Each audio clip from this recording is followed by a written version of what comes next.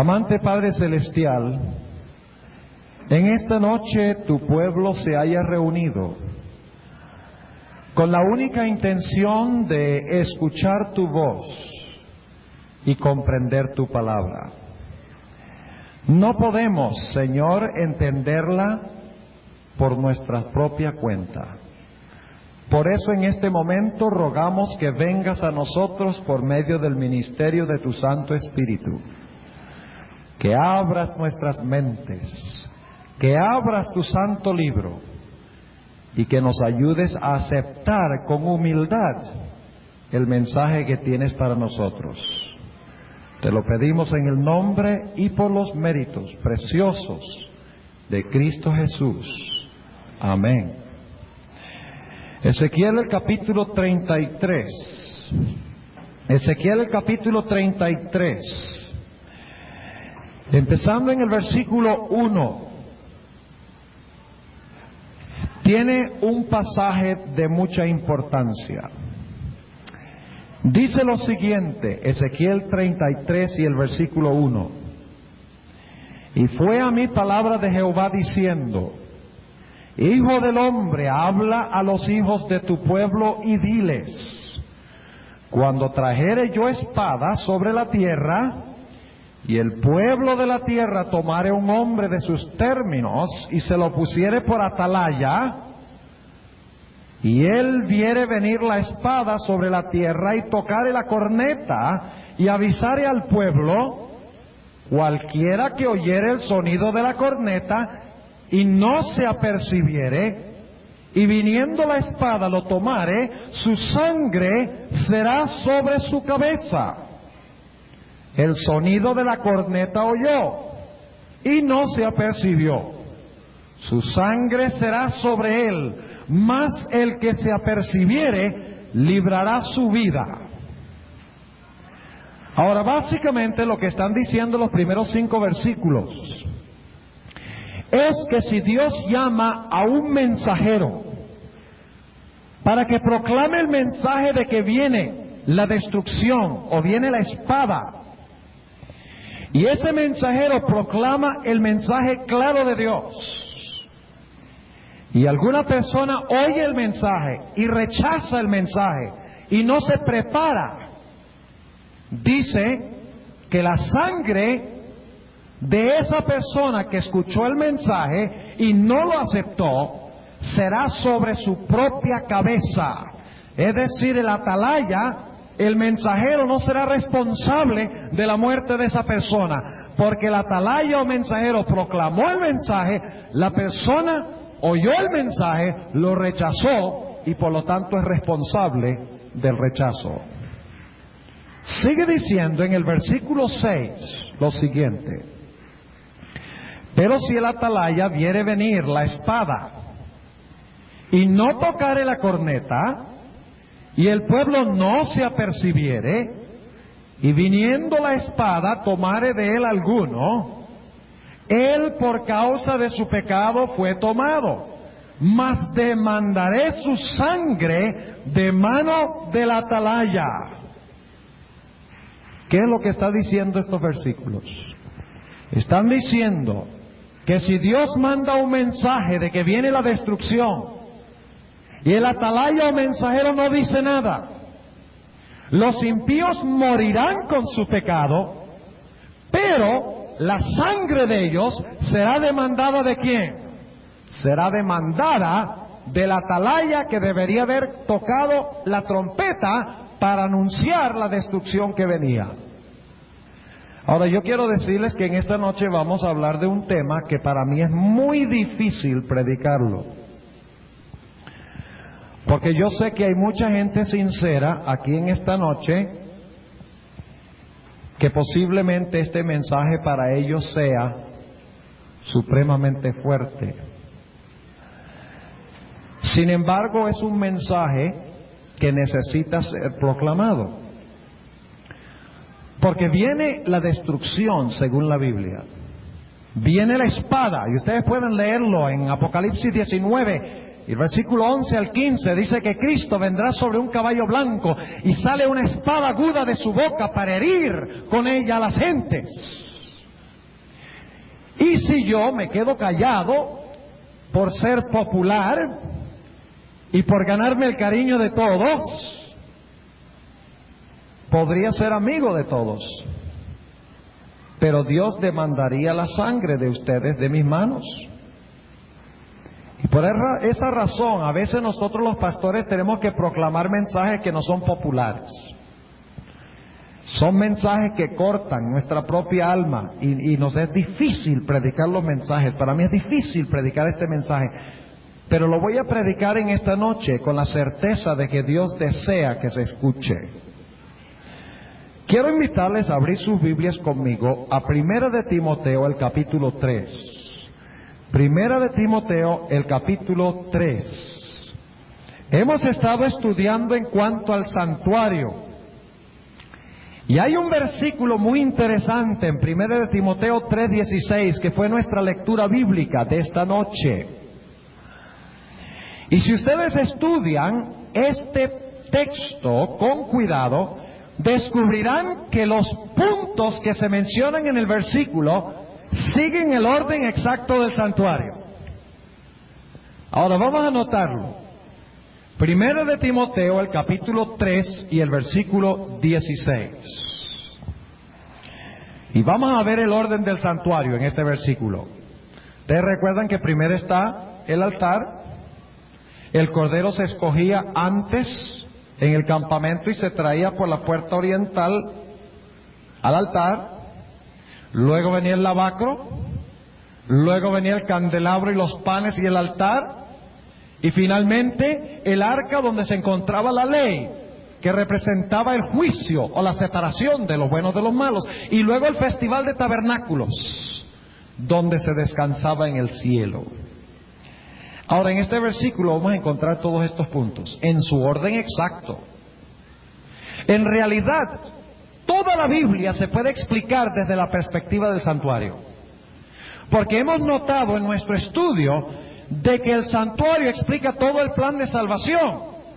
Así que cualquier porción de la Biblia que nosotros estudiemos, podemos entender esa porción mejor apelando al santuario. Así que cuando leamos versículos, cuando leamos pasajes, pensemos qué relación tiene ese pasaje, qué relación tiene ese versículo con el santuario. Ahora vamos a leer 1 Timoteo 3:16. Y sin contradicción, grande es el misterio de la piedad. ¿Qué clase de misterio? El misterio de la piedad. Ahora, ¿de qué consiste el misterio de la piedad? Consiste en el ministerio del santuario, de comienzo a fin. Vamos a notarlo en las expresiones que se usan a continuación. Y sin contradicción, grande es el misterio de la piedad. Dios ha sido manifestado ¿en qué? En carne. ¿De qué aspecto del santuario habla esa expresión? Ha sido manifestado en carne. Está hablando de la encarnación ¿de quién? De Cristo. Noten lo que se nos dice en el Evangelio según San Juan. El Evangelio según San Juan, el capítulo 1 y el versículo 14, que ustedes conocen bien, lo hemos leído antes durante el transcurso de la semana. San Juan 1:14 dice: y aquel verbo fue hecho ¿qué? Carne y habitó entre nosotros. Así que la primera parte que encontramos aquí, donde dice Dios ha sido manifestado en carne, está hablando de la encarnación del Señor Jesucristo. Y la encarnación de Jesucristo tiene básicamente dos etapas.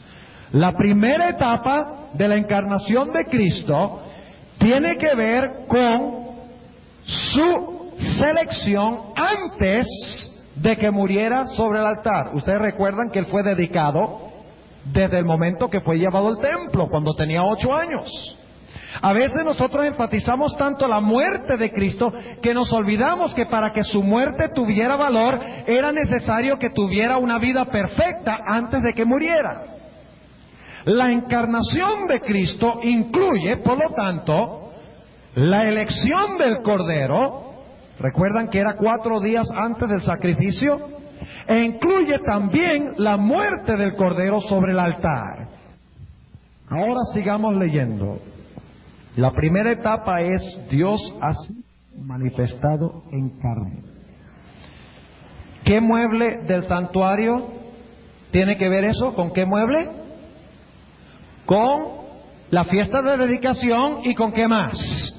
Y con el altar del sacrificio. Está hablando de la muerte de Cristo en la carne. Si ustedes leen 1 de Pedro 3:18, dice claramente que Jesús fue muerto en la carne.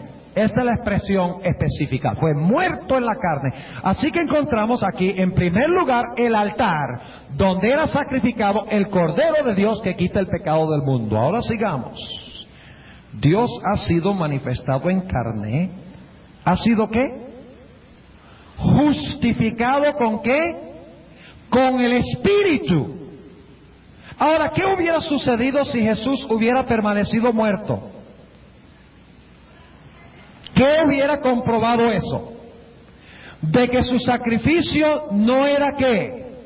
Acepto por el Padre. Pero aquí dice que Jesús no solamente se encarnó, no solamente fue muerto en la carne, sino que el Señor Jesucristo fue justificado en el Espíritu. Ahora, ¿qué quiere decir eso? Justificado en el Espíritu. Está refiriéndose a la resurrección de Cristo. Si ustedes leen nuevamente en 1 de Pedro 3:18, dice que Jesús fue muerto en la carne y vivificado, ¿qué cosa? En el Espíritu. Es decir, la segunda frase de 1 de Timoteo 3:16, ha sido justificado con el Espíritu, quiere decir que el Señor Jesucristo fue resucitado y de esa forma la obra que fue justificada por el Padre. Es decir, el Padre dice, la obra que hizo Cristo en la tierra es acepta. ¿Qué mueble representa la resurrección? El lavacro.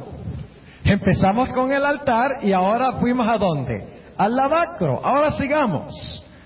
Dice, Dios ha sido manifestado en carne, ha sido justificado con el Espíritu, ha sido ¿qué?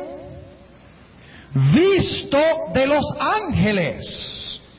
Ahora, ¿qué quiere decir esto? Ha sido visto ángeles. Ustedes recuerdan que cuando el Señor Jesucristo resucitó, ¿a dónde fue? ¿A dónde fue? Se fue al cielo. Cuando resucitó se fue y llevó la gavilla, el domingo de la resurrección. Pero 40 días más tarde Jesús nuevamente subió al cielo. ¿Y qué salmo cantaron los ángeles mientras el Señor Jesucristo ascendía? El Salmo 24. Abrid, oh puertas eternas, y entrará el Rey de Gloria, cantaron los ángeles. O sea que Jesús fue visto por los ángeles cuando ascendió al cielo y estaba a punto de entrar al lugar santo. El diablo se derrota por la oración y la canción. ¿Usted cree que el diablo quiere escuchar el mensaje de esta noche? Claro que no. ¿Ustedes lo quieren escuchar? Ok, vamos a volver. 1 de Timoteo, el capítulo 3. Y para la grabación necesito hacer una aclaración. La razón por la cual el cassette se interrumpió es porque el diablo apagó las luces. Pero como resultado de la oración y el himno, Dios volvió a prender las luces. Ok, volvemos a 1 de Timoteo 3:16. Y sin contradicción, grande es el misterio de la piedad. Dios ha sido manifestado en carne, ahí tenemos el altar. Ha sido justificado con el Espíritu. Allí tenemos, ¿qué cosa? El lavacro. Ha sido visto de los ángeles. ¿A dónde iba a entrar Cristo cuando fue visto por los ángeles? Al lugar santo del santuario. ¿Y qué hace Cristo en el santuario? ¿Cuál es el resultado del Señor Jesucristo entrar al santuario?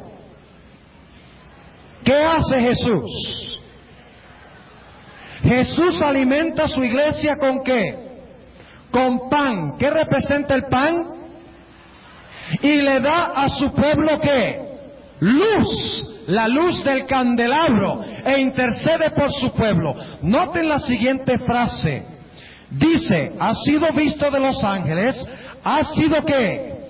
Predicado a los gentiles. ¿Qué predicamos nosotros? La palabra. ¿Y qué es la palabra? Es el pan. ¿Y qué más es la palabra? Es la luz. ¿A dónde nos encontramos en esta frase? En esta frase estamos en el lugar santo del santuario. Cristo está en el cielo y a través de sus ministros imparte el mensaje de Dios a través de la palabra y a través de la luz del Espíritu Santo. Y luego sigue diciendo, ha sido predicado a los gentiles. Ahora, ¿cuándo vendrá Cristo Jesús? Cuando el Evangelio haya sido ¿qué? Predicado, ¿dónde? Vamos a San Mateo. San Mateo el capítulo 24 y el versículo 14.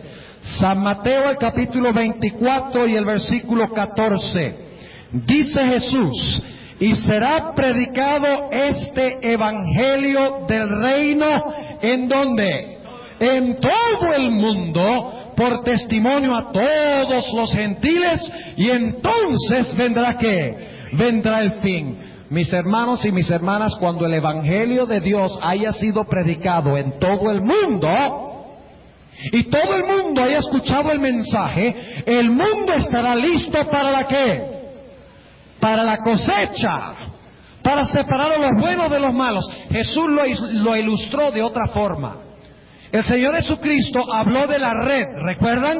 La red que era echada en el mar, y en la red venían toda clase de ¿qué? Peces, peces buenos y peces malos. Y luego entonces, después que la red había traído todos los peces a la playa, ¿qué se hacía? Se separaba los peces buenos de los peces malos. De la misma manera, la predicación del Evangelio a los gentiles llevará a que todo el mundo crea en Cristo y crea el mensaje de Cristo o rechace el mensaje de Cristo. Y cuando cada ser humano haya aceptado o rechazado, ¿qué sucederá? Sucederá el siguiente paso. ¿Qué quiere decir entonces esta frase, ha sido creído en el mundo? En la parábola de la red representa la predicación del Evangelio. Los peces buenos y malos significa que cuando se predica el Evangelio, entra a la iglesia gente buena y gente que no está convertida. Y algún día, cuando la red haya sido echada en el mundo y se haya pescado todo, Cristo hará que la separación final. ¿En qué apartamento del santuario estamos ahora? ¿Dónde se hacía la separación entre buenos y malos? En el lugar santísimo, en el día de la ¿qué? De la expiación. ¿Y cuál era el siguiente festival después del día de expiación? ¿Cuál era? La fiesta de tabernáculos. Ahora noten la última frase de 1 de Timoteo 3:16. Ha sido ¿qué? Recibido en gloria. Ahora, algunas versiones dicen arriba en gloria, pero esa palabra arriba no está en el texto original. Los traductores están asumiendo de que lo que quiere decir es que Cristo está siendo recibido arriba en gloria. Pero hay otra explicación, más leal al griego en el cual fue escrito el Nuevo Testamento.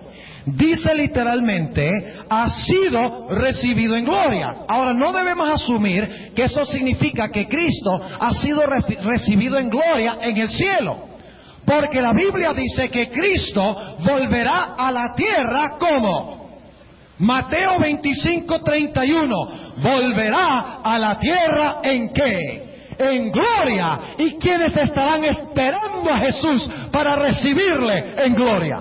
Los hijos de Dios. ¿Y luego a dónde llevará Cristo a los hijos de Dios? Al cielo, para celebrar ¿qué cosa? La fiesta de tabernáculos. ¿Entendieron 1 Timoteo 3:16 a la luz del santuario?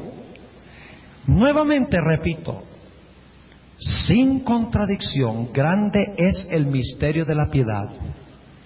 Dios ha sido manifestado en carne. La fiesta de dedicación, cuando Cristo fue dedicado en el templo, después de haberse encarnado, 8 días después de haberse encarnado. Y luego, cuando murió, ¿dónde? En el altar. Luego dice, ha sido justificado con el Espíritu. ¿Qué significa eso? Que fue resucitado con el Espíritu. El Padre justificó la obra que Jesús hizo. En otras palabras, estamos en el lavacro. Luego dice, ha sido visto de los ángeles. ¿Qué quiere decir eso? Está hablando de la ascensión de Cristo, cuando Cristo va a entrar ¿a dónde? Al lugar santo del santuario. Ha sido predicado a los gentiles. El candelabro representa la testificación. ¿Sabían ustedes eso? Jesús dijo en cuanto a la iglesia, vosotros sois la ¿qué? La luz del mundo. Y también el Señor Jesucristo ha llamado a la iglesia a compartir el pan de la palabra. Así que aquí tenemos, ha sido predicado a los gentiles. Está hablando de lo que Cristo hace en el lugar santo, cuidando a la iglesia, alimentando a la iglesia, dándole luz a la iglesia desde el santuario. Y luego, cuando termine la predicación, ¿qué sucederá? Cristo habrá sido ¿qué? Creído en todo el mundo, o rechazado por algunas personas en todo el mundo. Y entonces Cristo hará, como dice la parábola de la red, la gran separación final. Y eso es la obra de ¿qué departamento del santuario? El lugar santísimo, donde se hacía en el día de expiación la separación. Y luego entonces dice, ha sido recibido en gloria. No recibido en gloria en el cielo, sino recibido en gloria por su pueblo, cuando Cristo venga, según Mateo 16:27, a la tierra en la gloria de su Padre. ¡Qué lindo cuadro del santuario! ¿Y quién es el centro de todo? ¿Quién es el que se encarnó? ¿Quién es el que resucitó? ¿Quién es el que ascendió? ¿Quién es el que ha sido predicado? ¿Quién es el que ha sido creído en el mundo? ¿Quién es el que será recibido en gloria? Cristo. Todo el santuario se centra ¿en quién? En Cristo Jesús. Pero ¿saben ustedes que la Biblia menciona otro misterio? Y este es el misterio que particularmente enojó a Satanás esta noche. Es el misterio que se menciona en Segunda de Tesalonicenses. Y ese es el tema especial que vamos a tratar esta noche. Segunda de Tesalonicenses, el capítulo 2 y el versículo 3 y 4. En la Biblia hay 2 misterios. El primer misterio es que Dios ¿qué? Descendió del cielo, ¿verdad? Dios de dioses bajó y llegó a ser ¿qué? Hombre, para que pudiera levantarnos ¿a dónde? A Dios. Quiero que noten eso. Dios bajó, tomó carne humana para que a través de su obra pudiera levantarnos y llevarnos al cielo cuando venga en gloria. Pero la Biblia menciona otro misterio, y es exactamente lo contrario del misterio de piedad. En vez de decir que Dios bajó y llegó a ser hombre, este misterio hace algo distinto. Dice en 2 de Tesalonicenses 2, y el versículo 3, lo siguiente: no os engañe nadie en ninguna manera. ¿Qué está diciendo el apóstol San Pablo? Que debemos tener cuidado de no ser ¿qué? Engañados. Y vamos a encontrar esta noche que hay muchedumbres en Cali. La mayoría de Cali está engañado. Usted dice, ¿cómo, pastor? No os engañe nadie en ninguna manera, porque no vendrá, es decir, Cristo no vendrá sin que venga antes la apostasía. Dentro de un momento vamos a estudiar las frases con más cuidado. La apostasía. Y se manifieste el hombre de pecado. Él literalmente en el idioma griego no dice el hombre de pecado, sino que dice el hombre que se opone a la ley. ¿Y qué es pecado? Transgresión de la ley. No importa cómo lo traduzcan, últimamente es lo mismo decir el hombre de pecado, porque pecado es transgresión de la ley. Pero literalmente en el idioma griego dice el hombre que quiere estar sin ley, o el hombre que se opone a la ley de Jehová. O sea, va a ser un poder que se opone a la ley de Dios. Dice que se manifieste el hombre de pecado, el hijo de perdición. ¿Cómo se le llama? Al misterio de iniquidad se le llama uno cuyo nombre es el hijo de ¿qué? De perdición. El versículo 4 habla del espíritu del misterio de iniquidad. Dice, oponiéndose y levantándose contra todo lo que se llama Dios o que se adora. Es decir, que en vez de instar a la gente que adoren a Dios, el misterio de iniquidad se opone a la adoración a Dios y pide que se adore ¿a quién? A Él. Es uno que está en competencia con la adoración a Dios, oponiéndose y levantándose contra todo lo que se llama Dios o que se adora. Recuerden esa palabra. Tanto que se asiente en el templo de Dios como Dios, haciéndose parecer Dios. El misterio de la piedad es que Dios se rebajó de su trono en el templo y llegó a ser ¿qué? Hombre. El misterio de la iniquidad es lo contrario. Es un hombre que, aunque es hombre, se va a sentar en el templo de Dios y va a pretender ser ¿qué? Dios. Es decir, que el misterio de piedad es cuando Dios desciende y se hace hombre. El misterio de iniquidad es un hombre que pretende ser ¿qué? Dios. Exactamente lo contrario. Y ambos se sientan ¿dónde? En el templo. Ahora, lo primero que necesitamos entender es ¿qué es el templo? La mayoría de los cristianos dicen que este templo es el templo allá en Jerusalén que se va a construir algún día por los judíos. El problema con esa interpretación es que no está respaldada por el Nuevo Testamento, ni por la Biblia. Por eso lo primero que necesitamos entender es qué es el templo de Dios.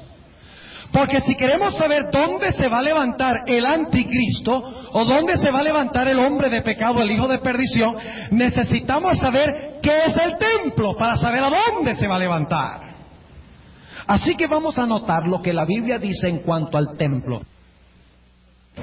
Y dejar que Él mismo nos explique qué es el templo. ¿Qué les parece? Dejemos que Pablo nos diga qué es el templo. La mayoría de las personas ponen sus ojos en Israel y dicen, algún día se va a edificar el templo y allá se va a sentar el anticristo y va a tener el número 666 en su frente y eso viene muy pronto. Pero eso no es lo que dice Pablo. Vamos al libro de Efesios. Efesios, el capítulo 2. Y vamos a ver qué es el templo. Efesios, el capítulo 2. Y empezando en el versículo 19. Efesios 2 y el versículo 19. Así que ya no sois extranjeros ni advenedizos. Está hablando de los que estaban alejados de Cristo cuando Cristo vino a la tierra. los que estaban sin esperanza y sin Dios en el mundo. Dice así que ya no sois extranjeros ni advenedizos, sino juntamente ciudadanos con los santos y domésticos de Dios. Es decir, ustedes han sido nacionalizados como hijos de Dios, han sido adoptados como hijos de Dios. Y luego dice el versículo 20, edificados. ¿Quiénes están edificados? Los santos. Ese es el contexto. Edificados sobre el fundamento de los apóstoles y profetas, siendo la principal piedra del ángulo Jesucristo mismo. Versículo 21. En el cual, es decir, en Cristo, en el cual, compaginado, es decir, coordinado, porque una construcción tiene que estar coordinada, en el cual, compaginado todo el edificio va creciendo para ser un templo santo en el Señor. El templo que se va a construir es un templo de piedras. El fundamento es un fundamento de cemento. La piedra angular es una gigantesca piedra que se va a conseguir en algún lugar de la tierra de Israel. ¿Qué dice la Biblia? ¿Qué dice el mismo apóstol San Pablo? San Pablo define el templo como los santos de Dios, edificados sobre Cristo y sobre las enseñanzas de los apóstoles y los profetas. Este es el templo de Dios.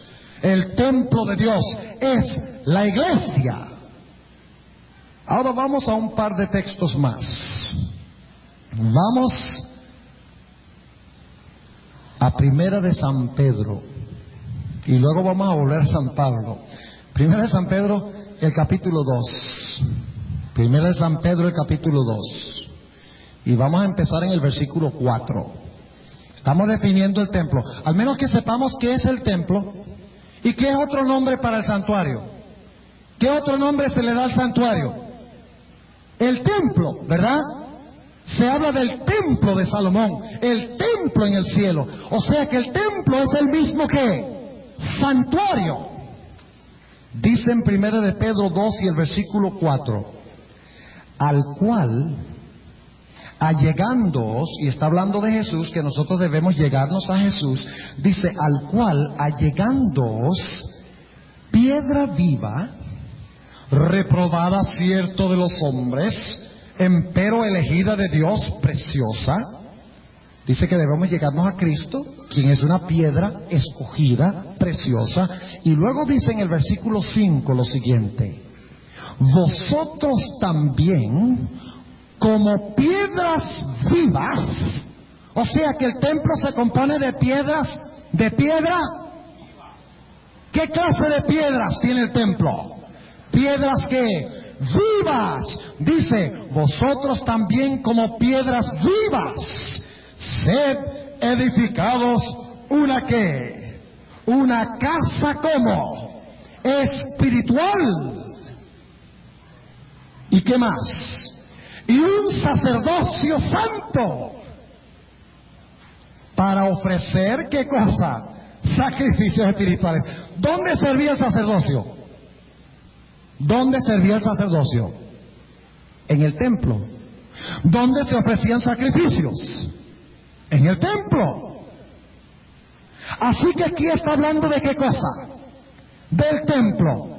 Y los hijos de Dios son ¿qué? Las piedras del templo. ¿Y quién es la piedra angular del templo? Cristo. ¿Qué clase de templo es? ¿Espiritual o material?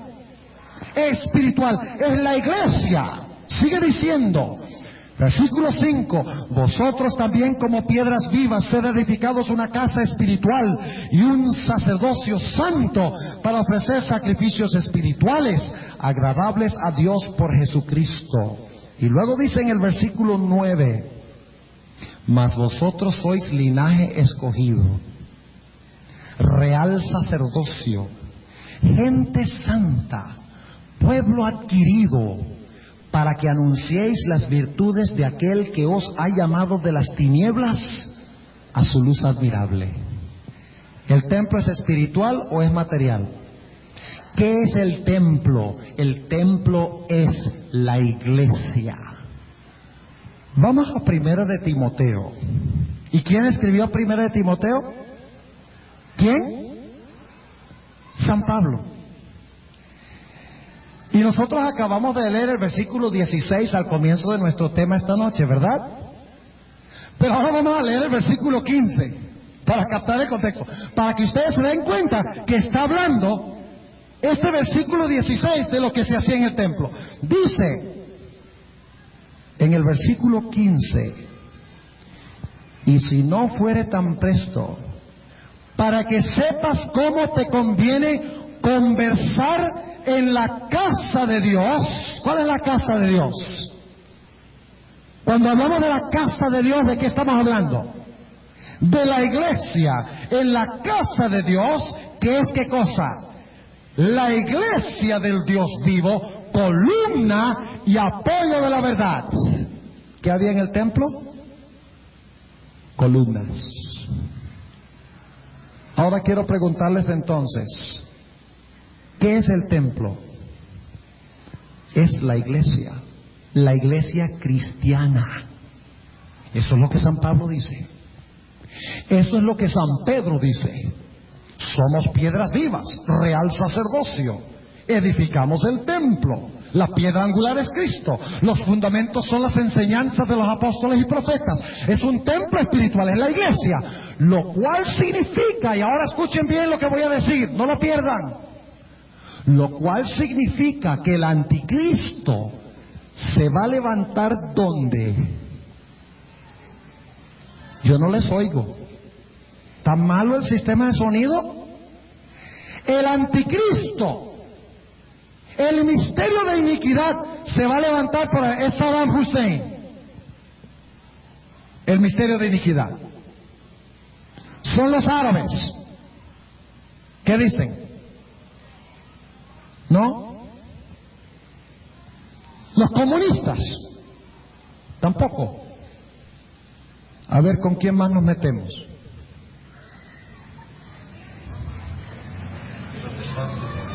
¿Dónde se va a levantar el anticristo? En la iglesia ¿qué? Cristiana. ¿Entendieron lo que estoy diciendo? Ahora, estudiemos un poquito más este asunto. Dice en Segunda de Tesalonicenses, volvamos allá un momento, Segunda de Tesalonicenses, el capítulo 2, dice lo siguiente en cuanto a este poder que se levanta en el templo, que es la iglesia.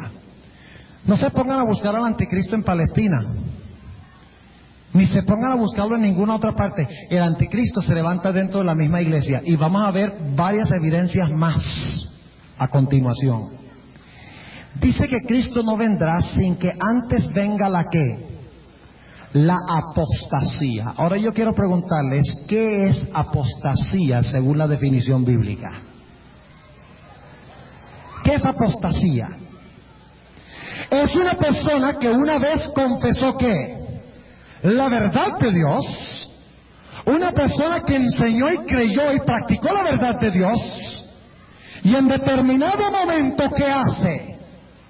Abandona la fe pura que tenía. ¿Entiende lo que estamos diciendo?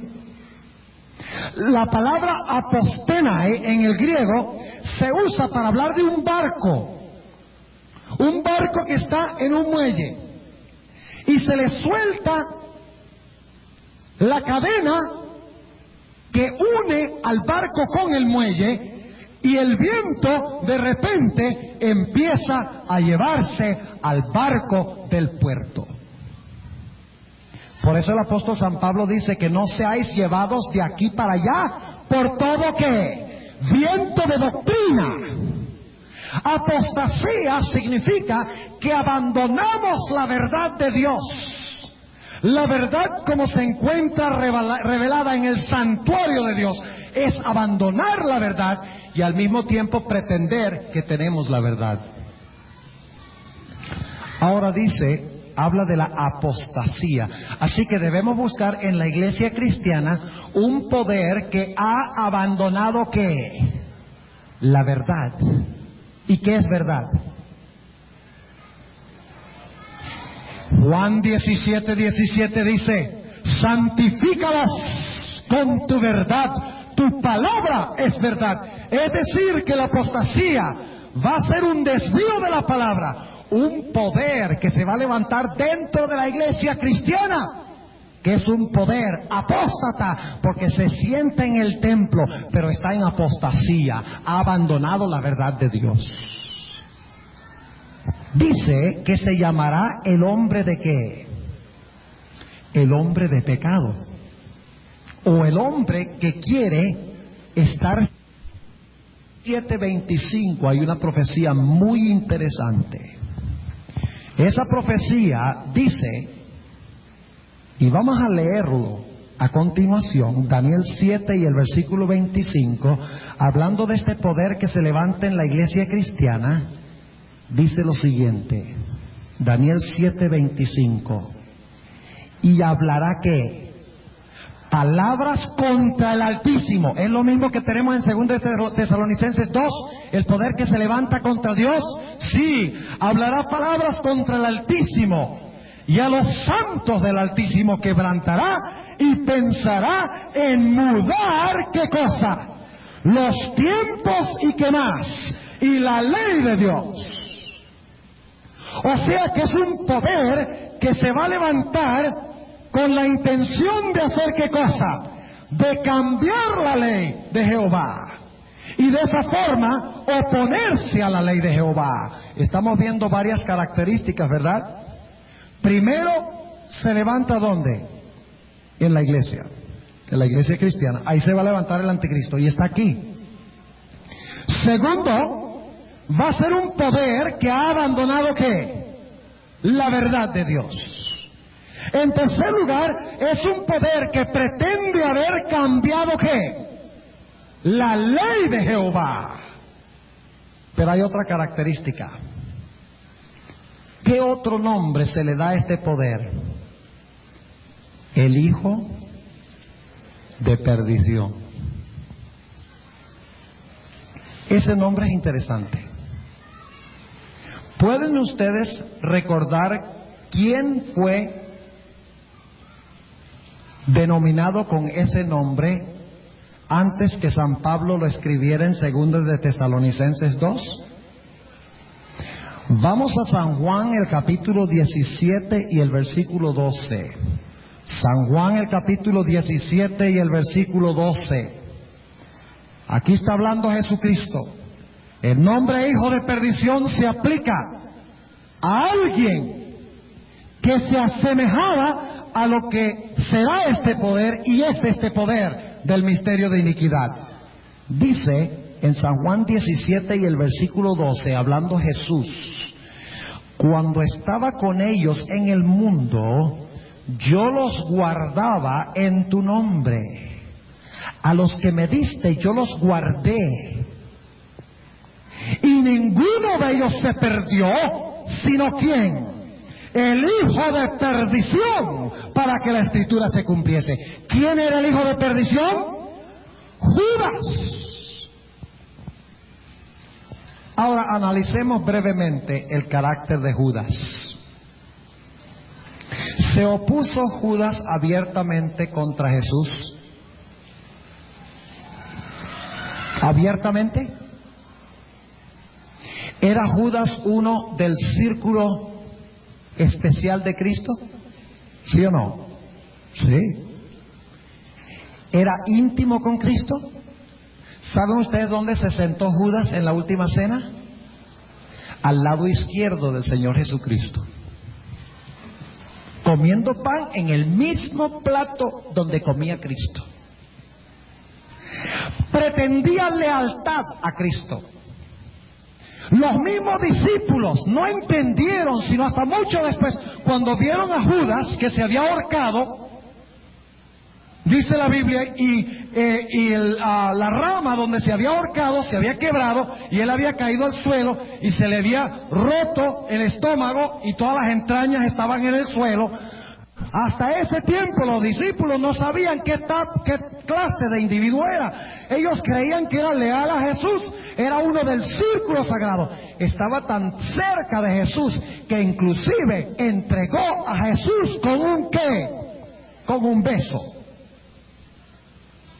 Era uno del círculo, uno de la primera iglesia, de adentro, no de afuera. Lo cual significa, apreciados hermanos y amigos, que según la Biblia el misterio de iniquidad, el anticristo, se iba a levantar en el templo de Dios, iba a enseñar el error en vez de la verdad, y además de eso iba a pretender ser leal ¿a quién? A Cristo, mientras que todo el tiempo, en vez de ser leal a Él, estará ¿qué? Entregándolo. Nuevamente vemos que el anticristo no es un enemigo que viene de afuera y blasfema a Cristo. No, el anticristo es uno que se levanta dentro del círculo del cristianismo. Se levanta dentro del templo de Dios y dice que será un poder que aunque es hombre, se proclamará ¿qué? Se proclamará Dios. ¿Saben ustedes lo que significa la palabra anticristo? Aquí tenemos otra característica. La palabra anticristo, la mayoría de las personas creen que significa contra Cristo. Pero en el idioma griego, la palabra anticristo es una palabra compuesta. Tiene una preposición y un sustantivo. Y se usan juntos, porque en el idioma griego se combina la preposición con el sustantivo muchas veces. Anticristo. Ahora, esa pequeña preposición, anti, a veces significa contra. Pero muchas veces no significa contra, sino que significa en lugar de. Déjeme leer algunos textos que ilustran el uso de anti en esa forma. Mateo 2 y el versículo 2. San Mateo el capítulo 2 y el versículo 2. Escuchen bien. Diciendo... ¿Qué dije yo? Mateo 2 y el versículo 22. Mateo 2, 22. Y oyendo que Arquelao reinaba en Judea, ¿qué? Anti, en lugar de Herodes. O sea que estaba sustituyendo ¿a quién? A Herodes. Notemos un par de versículos más. Lucas 11:11, San Lucas 11 y el versículo 11. Noten lo que dice San Lucas 11:11, usando la preposición anti. La mayoría de la gente está buscando un anticristo que va a blasfemar a la iglesia desde afuera y va a ser un ateo que va a oponerse a Dios. Pero ese no es el retrato que da el apóstol San Pablo aquí. Lucas el capítulo 11 y el versículo 11 declara lo siguiente. ¿Y cuál padre de vosotros, si su hijo le pidiere pan, le dará una piedra? Y si pescado, en lugar de pescado, le dará una serpiente. Ahí está otra vez la preposición anti, en lugar de. Y un texto más, para que vean que este es el uso de la preposición anti. Primera de Corintios, el capítulo 11 y el versículo 15. Primera de Corintios, el capítulo 11 y el versículo 15. Dice lo siguiente. Por el contrario, a la mujer criar el cabello le es hermoso, porque en lugar de velo le es dado el cabello. ¿Qué significa la preposición anti? En lugar de. Ahora escuchen bien. Lo cual significa que el anticristo va a ser un individuo que pretende ocupar el lugar de ¿quién?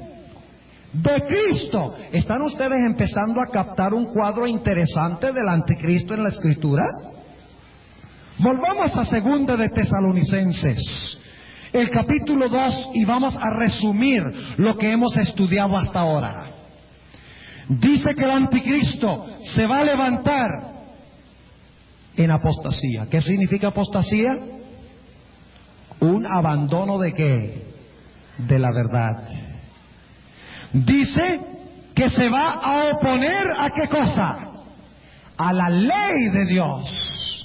Y Daniel 7:25 dice que iba a procurar hacer ¿qué cosa? Cambiar la ley de Dios. Se le llama el hijo de perdición, lo cual significa que será uno dentro del cristianismo, dentro del círculo que pretende lealtad a Cristo, pero en realidad traiciona a Cristo.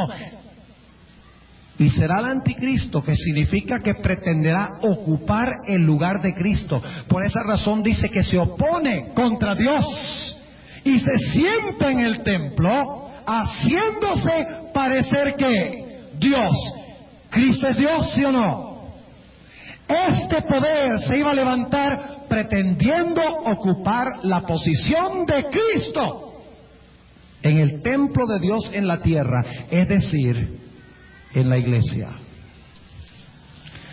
Ahora, con estas bases podemos identificar cuál es este poder. Dice que se va a sentar en el templo de Dios, haciéndose parecer Dios. El templo es el santuario, ¿verdad? Quiere decir, escuchen bien, que este poder va a instituir un sistema del santuario que falso, porque él va a colocarse ¿dónde? En el templo. Él va a gobernar en el templo. Él va a controlar el servicio del santuario. Y ustedes dicen, bueno, ¿cómo sabemos eso? Noten Daniel, el capítulo 8, hablando de este mismo poder y diciendo que va a controlar el santuario de Dios y va a instituir un falso sistema del santuario, lo cual significa que es un falso sistema ¿de qué? De salvación, porque el camino de la salvación de Dios se revela ¿dónde? En el santuario, en su orden correcto. Si este poder se sienta en el templo de Dios, quiere decir que va a instituir un falso sistema ¿de qué? De salvación en el santuario. Noten lo que dice en el libro de Daniel, el capítulo 8, hablando de este famoso cuerno pequeño, versículo 9. Y de uno de ellos, de 4 cuernos que se habían levantado antes, salió un cuerno pequeño. Es el mismo que en Daniel 7 pretende cambiar la ley de Dios. Subió un cuerno pequeño, el cual creció mucho al mediodía y al oriente y hacia la tierra deseable. Engrandecióse hasta el ejército del cielo, y parte del ejército y de las estrellas se echó por tierra y las holló. ¿Qué representan las estrellas en la Biblia? ¿Qué representan? Ángeles, pero también representa a los ¿qué? A los santos. Las 7 estrellas en las manos de Cristo en Apocalipsis 1 representan los 7 pastores a las iglesias. Las 7 iglesias. Ahora noten lo que sigue diciendo en el versículo 11. Contra el príncipe de la fortaleza se engrandeció. ¿Quién es el príncipe de la fortaleza, creen ustedes? ¿Saben ustedes que hay un solo lugar más en toda la Biblia donde se usa esa expresión príncipe de la fortaleza? Un solo otro lugar donde se usa esa expresión en toda la Biblia. Josué 5. Vamos a buscarlo para ver quién es el príncipe de la fortaleza.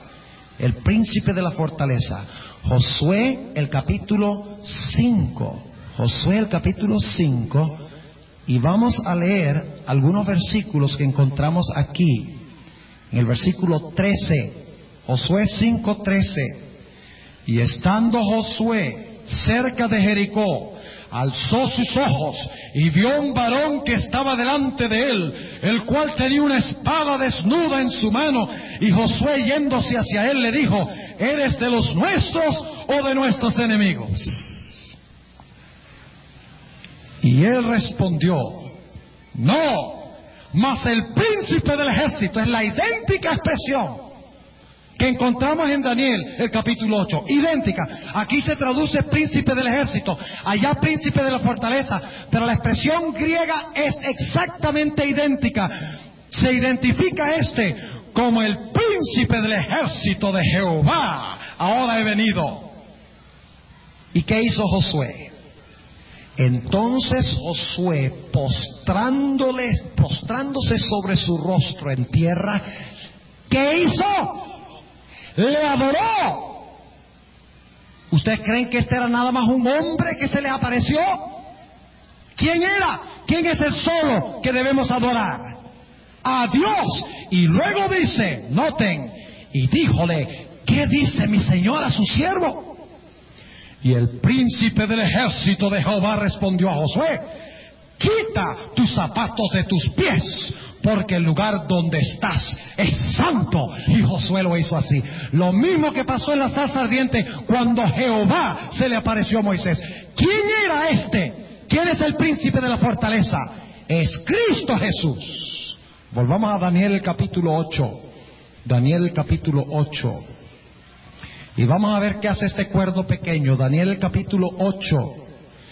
Y vamos a leer empezando en el versículo 11. Aún contra el príncipe de la fortaleza se engrandeció. ¿Contra quién se engrandeció? Contra Cristo. ¿Qué dice en 2 Tesalonicenses 2? Se levantaría ¿contra quién? Contra Dios. Ahora sigamos leyendo. Y dice, y por él fue quitado el qué. ¿Qué fue lo que hizo este poder que se engrandeció contra Cristo? ¿Quitó qué? El continuo. ¿Qué era el continuo en el santuario? El continuo eran varias cosas. En el altar del sacrificio se le llamaba el sacrificio del cordero el continuo, porque se ofrecía mañana y tarde y el fuego subía de continuo. La mesa de los panes se llamaban la mesa de los panes que debían estar continuamente ante la presencia de Dios. El candelabro se le llama el candelabro que debe arder de continuo. El altar de incienso se le llama el altar continuo de intercesión. Y a los sacerdotes se les llama los que ministran de continuo. La palabra continuo tiene que ver siempre con el santuario cuando se usa en este sentido. Es decir, que el anticristo se iba a levantar contra Cristo y le iba a quitar a Cristo ¿qué cosa? Las funciones que desempeñaba en el continuo servicio del santuario, en el atrio y en el lugar santo.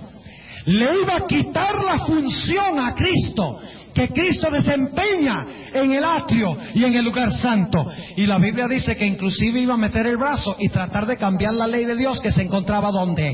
En el lugar santísimo del santuario.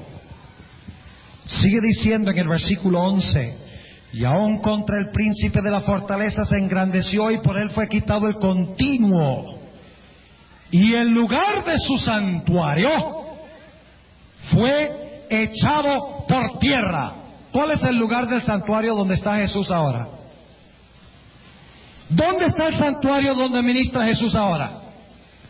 En el cielo. Este poder iba a tomar el servicio del santuario en el cielo y lo iba a colocar ¿dónde? En la tierra. Escuchen bien. O sea que en vez de dirigir los ojos de los hombres al servicio en el santuario en el cielo, donde Cristo ministra, iba a instituir un falso sistema de continuo, un falso sistema de salvación de santuario en la tierra. La iglesia adventista es un grupito de 7 millones de personas. Pero yo pertenezco a una iglesia que tiene 700 millones de miembros. Aquí dice que el cuerno pequeño, que el anticristo iba a ¿qué? A prosperar, dice aquí.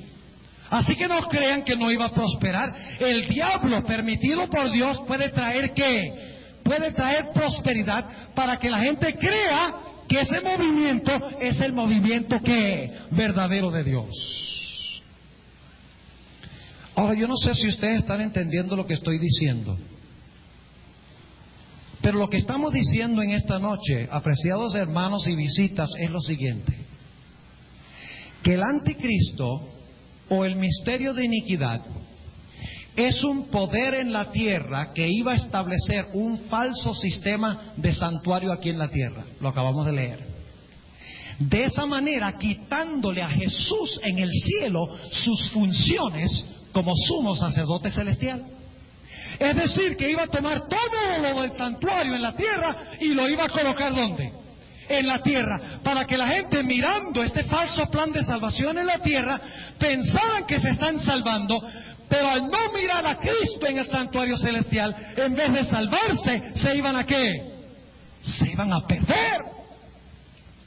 En esta noche, apreciados hermanos y visitas, estamos hablando de asuntos de vida y muerte. Esto no es una exposición meramente académica.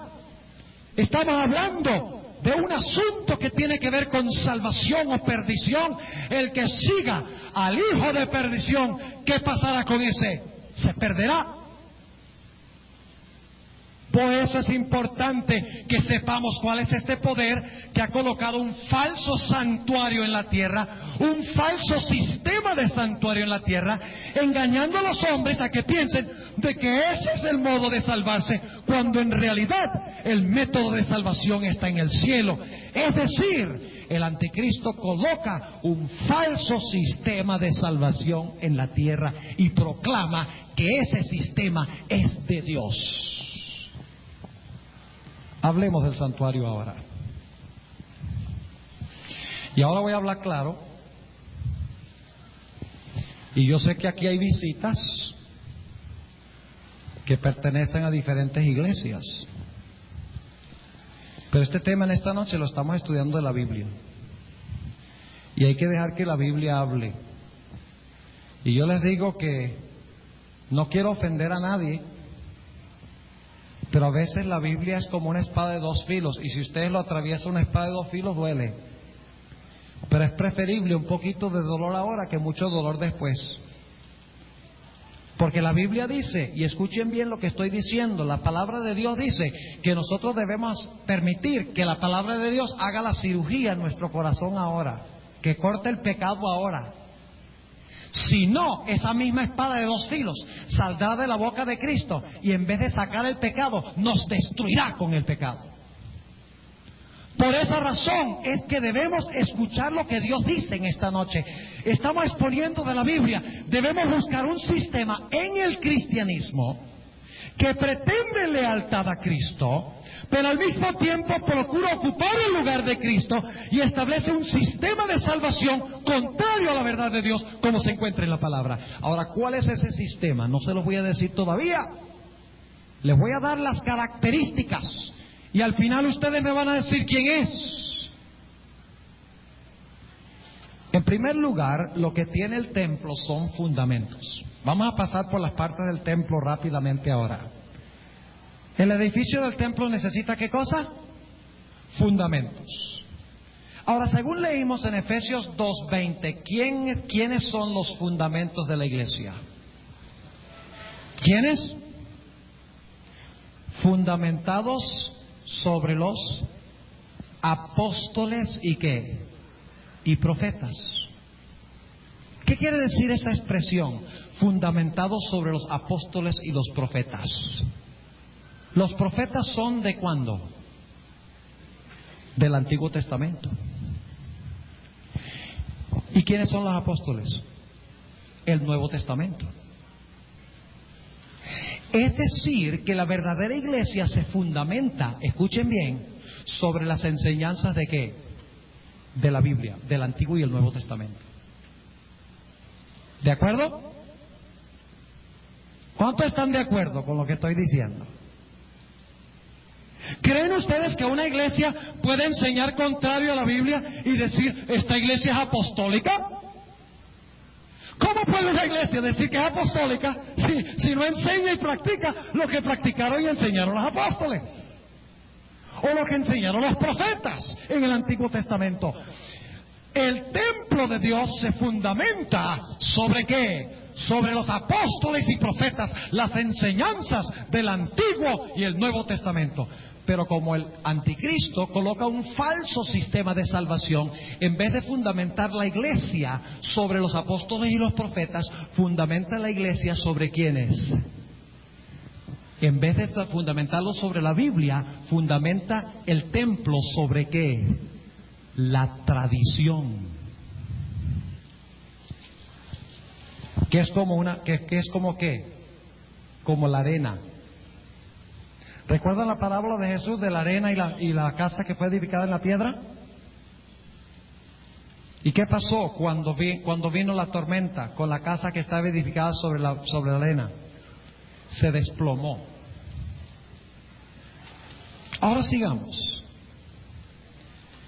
El templo no solamente debe tener fundamentos, que son los apóstoles y los profetas, armonía con el Antiguo y el Nuevo Testamento, sino que también el templo tiene una piedra principal. ¿Y quién es esa piedra principal?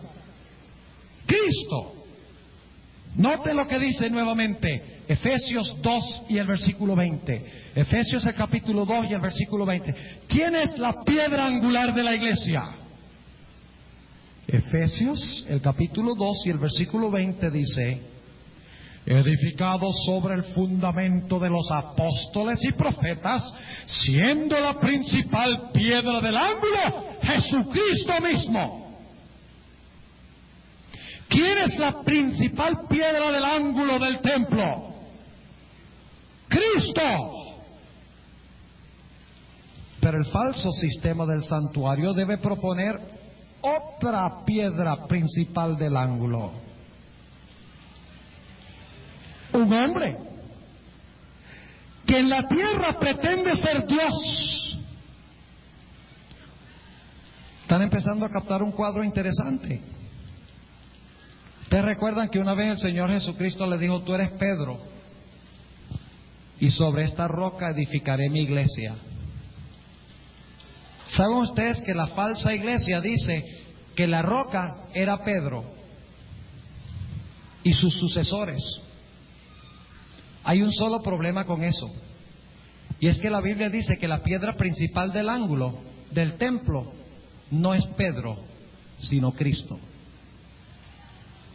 Es decir, que esta iglesia coloca a Pedro donde debe estar ¿quién? Cristo. A sus sucesores donde debe estar ¿quién? Cristo Jesús. ¿Están empezando a captar algo interesante aquí? ¿Qué quiso decir Jesús cuando dijo: tú eres Pedro y sobre esta roca edificaré mi iglesia? Noten, Jesús estaba hablando y dice: tú eres Pedro, tú eres Pedro, y sobre esta roca edificaré mi iglesia. Sería ridículo decir: tú eres Pedro y sobre esta roca edificaré mi iglesia. Hubiera dicho: tú eres Pedro y sobre esa roca. Pero no dice esa roca, dice: sobre esta roca edificaré mi iglesia. El Nuevo Testamento repite vez tras vez tras vez que la piedra principal del ángulo del templo de Dios es Cristo. Los fundamentos son el Antiguo y el Nuevo Testamento. Hablemos del altar del sacrificio. Ahora entrando al santuario. ¿Cuántas veces fue sacrificado Jesús por nuestros pecados? ¿Cuántas? Una sola vez. Ustedes pueden leer eso vez tras vez tras vez. Y vamos a anotar, por ejemplo, Hebreos el capítulo 7. Y no lo vamos a leer. Hebreos el capítulo 9, 25 al 28, dice que fue sacrificado una sola vez. Y que nosotros debemos contemplar ese sacrificio de Cristo, ¿verdad? Pero el falso sistema del santuario enseñaría a la gente, en vez de mirar el único sacrificio de Cristo, llevaría a la gente a creer de que en cada servicio Cristo es ¿qué? Sacrificado de nuevo en la tierra. Y que cuando la gente mirara el pedazo de pan, pensarían que Cristo estaba siendo sacrificado de nuevo otra vez. Y siendo asimilado otra vez. Pero la Biblia dice claramente que Cristo Jesús fue sacrificado una sola vez, no muchas veces. El falso sistema del santuario instituiría la idea de que es necesario que Cristo siga siendo sacrificado en la tierra, cuando Cristo ya no está en la tierra, sino que está ¿dónde? En el cielo. Llevaría a la gente a mirar un pedazo de pan, por así decirlo, y pensar que ese era Cristo, que eso los iba a salvar y los iba a regenerar, cuando el que los regenera fue sacrificado una vez en la tierra y se encuentra ¿dónde? En el alto cielo. Hablemos del sacerdocio. Según la Biblia, ¿cuántos sacerdotes tenemos nosotros? ¿Cuántos? ¿Cuántos intercesores tenemos? Uno. Noten lo que dice, por ejemplo, Hebreos 7. Hebreos el capítulo 7 y el versículo 23 al 28. Hebreos 7 y el versículo 23 hasta el versículo 28. Dice: y los otros cierto fueron muchos sacerdotes. Noten que en el Antiguo Testamento fueron ¿qué? Muchos sacerdotes. En cuanto por la muerte no podían permanecer. Es decir, que tenía muchos sacerdotes por la razón de que los sacerdotes en el Antiguo Testamento ¿qué? Morían. Y cuando uno moría había que nombrar otro. Ahora sigue diciendo: mas este, hablando de Cristo, mas este, por cuanto permanece para siempre, tiene un sacerdocio ¿qué? Inmutable. Por lo cual también puede salvar eternamente a los que por él se allegan a Dios, viviendo siempre para interceder por ellos. ¿Quién es el gran sumo sacerdote de la iglesia? ¿Cuántos verdaderos sacerdotes hay? Uno, según dice Hebreos. Pero este sistema falso del santuario diría que hay muchos sacerdotes en la tierra y que hay que pedirle perdón de pecados a ellos. En vez de dirigir los ojos al cielo, dirigiendo los ojos a seres humanos, hombres pecadores. Hablemos de la fuente. ¿Qué representa la fuente? El lavacro, ¿qué representa? El bautismo. ¿Cómo dice la Biblia que nosotros debemos ser bautizados? ¿Y cuándo? ¿Sabían ustedes que el Señor Jesucristo fue bautizado cuando tenía como 30 años? No fue bautizado cuando era un bebé. ¿Sabían ustedes que el apóstol San Pedro y San Juan y muchos de los otros discípulos fueron bautizados cuando eran adultos? El etíope en Hechos 9 fue bautizado adulto. El carcelero de Filipos fue bautizado adulto. En la Biblia todos los que se bautizaron adultos, porque es necesario creer, arrepentirse y estudiar doctrina para ser bautizado según la Biblia. Y un bebé no puede hacer eso. ¿Cómo dice la Biblia que debemos ser bautizados? Un poquito de agua bendita en la cabeza. No, Señor. La Biblia dice que debemos ser sepultados, según Romanos 6. Jesús fue sepultado, porque la Biblia dice que entró al agua y salió del agua. Es decir, que Jesús fue sumergido debajo del agua. El verdadero bautismo contempla el bautismo de adultos y contempla el bautismo por inmersión. Pero el falso sistema diría: no, el bautismo es de bebés y es por aspersión. Hablemos del pan en la mesa de los panes. ¿Qué representa el pan según la Sagrada Escritura? El pan representa a Cristo y su palabra, porque la palabra es Cristo, ¿qué? En forma escrita. ¿Recuerdan que hablamos de eso anoche? El pan es la Biblia. Ahora, ¿qué nos dice el pan en el santuario celestial? Nos dice que nosotros debemos directamente asimilar la palabra de Dios, ¿verdad?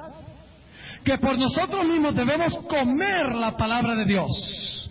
Debemos comer y estudiar la Biblia. Pero el falso sistema del santuario diría que no es tan esencial estudiar la Biblia. Y durante su trayectoria, durante mucho tiempo, mantendría la Biblia en un idioma desconocido. Inclusive mataría a los que estudiaran la Biblia. Prohibiría el pan de la mesa en la tierra. Hablemos del candelabro. ¿Qué representa el candelabro? Representa el Espíritu Santo y la palabra de Dios. Ahora escuchen bien lo que voy a decir. Esto es muy importante.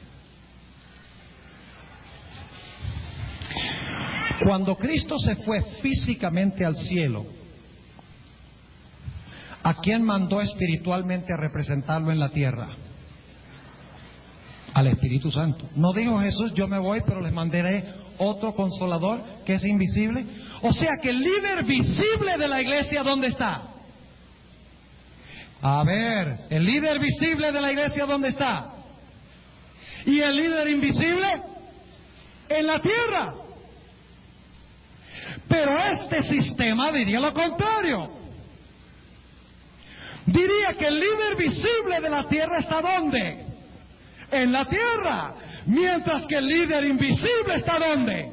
En el cielo. Es decir, que este poder procuraría tomar el lugar del Espíritu Santo de Dios en la tierra. ¿Para qué necesita la iglesia a un hombre como líder cuando tiene al Espíritu Santo? Y no estoy hablando de que no necesitamos dirigentes en la iglesia.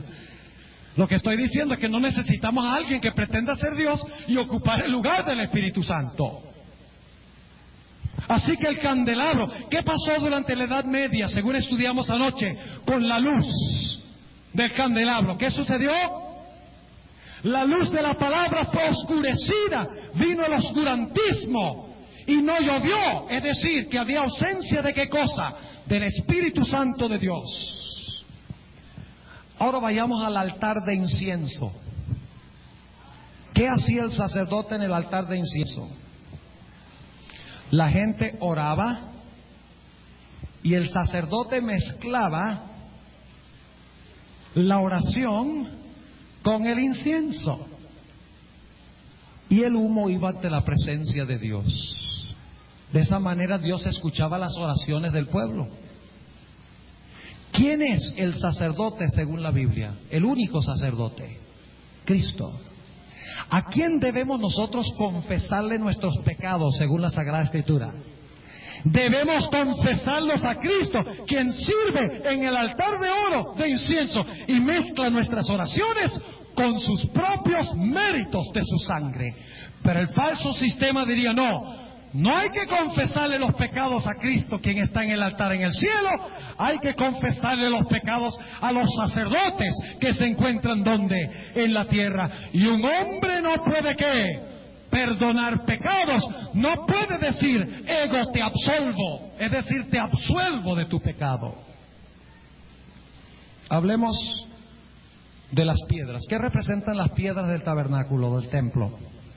Lo leímos hace un rato. ¿Qué representan las piedras? Nosotros, los santos.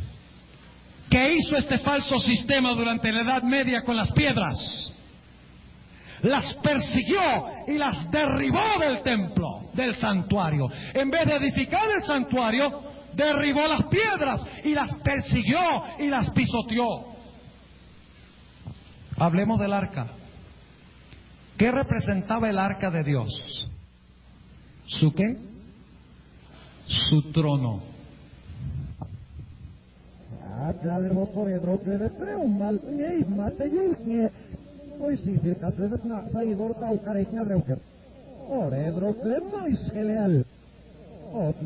Llegamos al centro de lo que estamos hablando en esta noche. Porque según segunda de Tesalonicenses, el capítulo 2, se nos dice que en la tierra iba a haber uno que iba a procurar ocupar el puesto de ¿quién? De Dios. Iba a sentarse sobre un trono en la tierra e iba a pedirle a todas las personas que lo miraran a él como Dios. Todas las personas que le hicieran caso a él como Dios. En vez de mirar a Dios sobre su trono en el cielo, en el santuario celestial, iba a dirigir los ojos de los hombres a un hombre en la tierra. ¿Y qué se encontraba dentro del arca? La ley. ¿Y cuál mandamiento se encuentra en la ley? ¿El mandamiento del qué? Del sábado. ¿Por qué adoramos a Dios? Porque Él es nuestro ¿qué? Creador. ¿Y cuál es la señal de que Él es nuestro creador? El sábado. Es decir, ustedes recuerdan que dice en 2 de Tesalonicenses 2 que este se iba a levantar contra todo lo que se adora. Yo no puedo adorar a Dios sin guardar el sábado. Una vez que conozco el sábado, porque el sábado me recuerda que Dios es el creador. Y adoro a Dios porque es el creador. Y la señal es su santo día, el sábado. Cuando adoro en el sábado, estoy diciéndole a Dios: yo reconozco que tú eres mi creador y mi redentor. Pero el falso sistema se iba a sentar sobre el trono. ¿Y qué iba a hacer? Iba a meter su mano dentro del arca e iba a ¿qué? A cambiar uno de los mandamientos. ¿Cuál? ¿Cuál mandamiento creen ustedes que el diablo odia más que cualquier otro? ¿Por qué? Porque el cuarto mandamiento identifica ¿qué? Al verdadero Dios. Así que iba a meter la mano e iba inclusive a escribir un mandamiento diferente que el cuarto mandamiento de Éxodo 20, el mandamiento del sábado. Ahora yo les quiero preguntar entonces, ¿qué hace el misterio de iniquidad con el santuario de Dios? Toma el ministerio de Cristo en el cielo, donde los ojos de los seres humanos deben estar, ¿y qué hace? Coloca todo un falso sistema sobre la tierra. Ahora, ¿necesito yo decirles quién es este sistema?